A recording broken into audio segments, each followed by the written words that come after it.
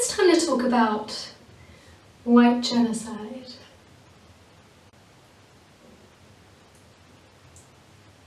Or masculinity genocide. That's the name of my new electro swing band. As all the best stories begin, I saw an amazing tweet recently.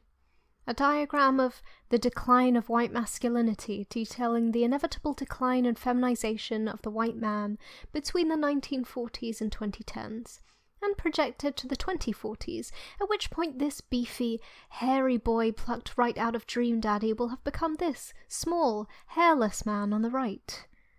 Erection not possible. I have censored the nipples on this image myself, just because, you know, as long as the nipples are covered, I'm sure YouTube will promote this video on all their official channels, most likely.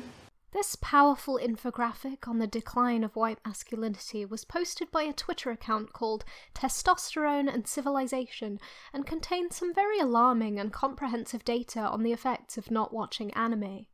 As you know, anime consumption was at astonishingly high levels in the 1940s.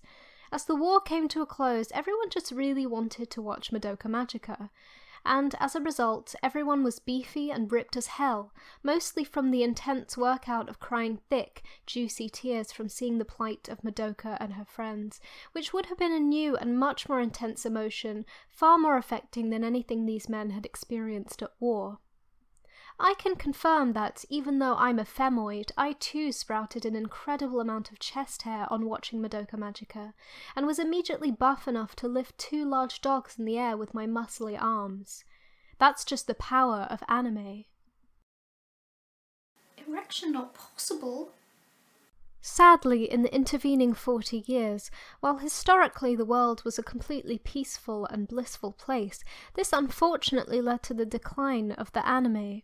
And by 1980, there was no anime anymore, so in the 1980s children only played with rocks, and adults only played with bigger rocks. The line from men to testosterone to anime and to conflict was severed fully by the invention of women in 1985 by scholar and intellectual George Michael. He invented women, he said, because he thought it would be a laugh. But he was wrong. These factors led to a shocking downturn for men, as the lack of emotional stimulus from anime led them to develop smaller forms and less hairy bodies, and these effects were amplified by the new big women towering over them. By the 2010s, tragically, the average man now possessed only light pubic hair. So now we are at the present day. Anime is a distant memory for most, and many young people are tragically ignorant of its existence entirely, while women have grown so big and strong and huge and big and massive that many houses simply cannot house them anymore, and they wander about on the moors crushing local wildlife under their gargantuan femme feet. If we don't act now, we could be looking at Godzilla women being huge as hell on a global scale. The destruction is hard to face, but we must face it. Testosterone and Civilization's infographic shows us the projected statistics for what white men are expected to look like in 20 to 30 years' time, and it looks like they have boob now. On average, it says, white males will be smaller and weaker than females of all races. All of their body hair will have fallen out from anime deficiency. Well, I see that this man has gone for a bit of a Jonathan Van Ness look, so good for him. That's a nice look, so at least there are some pluses there.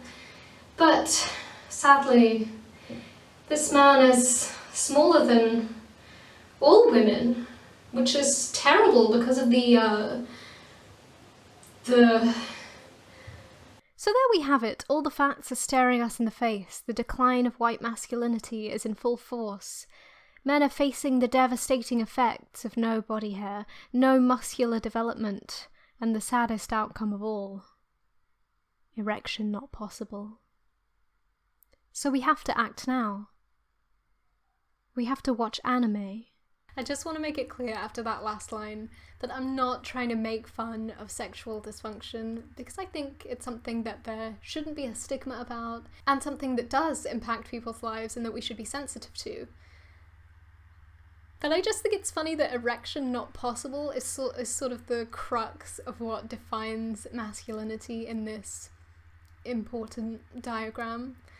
The idea that something going on with your genitals is in any way the measure of your worth, or indeed your masculinity, is laughable, in my opinion, not the actual issue of sexual dysfunction in itself. Okay, thanks for understanding. This video is actually a stealth advert for 𝓉𝒾𝓈, one of my favourite anime series. Watch it. It might prevent the end of men. I don't know, it's worth a shot, right? Cure the white male genocide today by watching my favourite anime about small angry girl.